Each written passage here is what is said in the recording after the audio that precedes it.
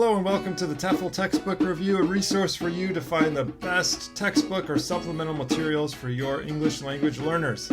Today we're going to look at a book called Presentations in English, which is published by Macmillan from '08, and the author is Erica J. Williams. So this book is divided into 7 steps. Steps 1 through 3 are about the basics of a presentation. Steps 4 through 6 are more about presentation techniques. And then step 7 is about the Q&A part of a presentation. I think the content of this book is good. In fact, I've pulled material from this book for many presentation classes in the past. My one criticism, though, is how the book is set up. I've found that learners don't find this to be so logical in the way that it goes from step 1 to 7. Here's what I mean. In a presentation class, learners are usually putting together some type of presentation over the course of weeks or months. And the learner's expectation is that they would be guided step by step from planning it to creating an introduction, going through the body, the conclusion, and then the Q&A part. In this book, the learner is working on the conclusion as part of step 1. So I would say this book takes a look at the presentation and kind of unpacks it in layers. And that I think is a little bit confusing for some students in terms of what they're expecting from a course using this book.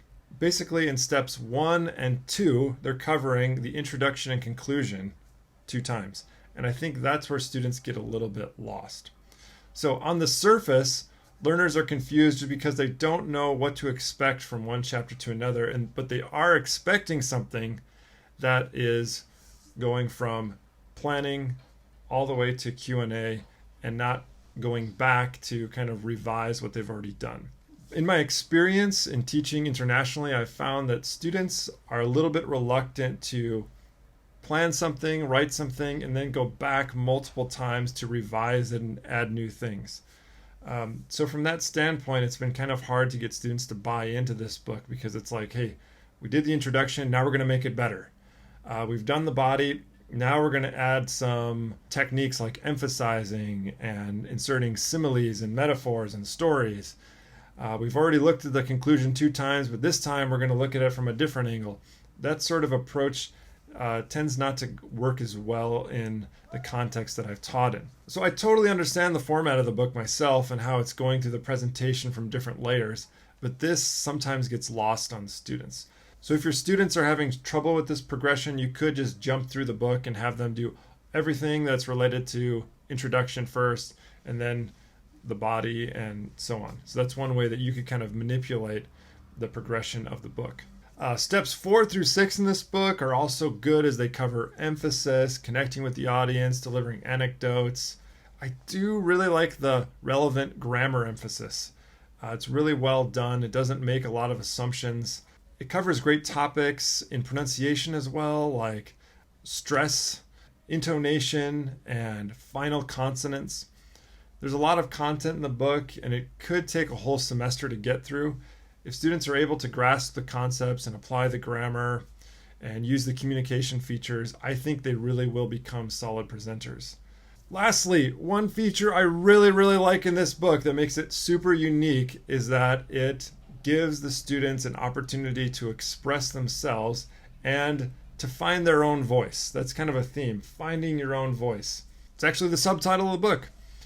Just to recognize that not all presentations are the same, not all presenters are the same, and not all presenters need to do it the same way to be effective. So that's a really good message that this book has. And the book does a great job of providing examples for students to look at and discuss. So each step has a presentation on a DVD that students are able to look at and interact with.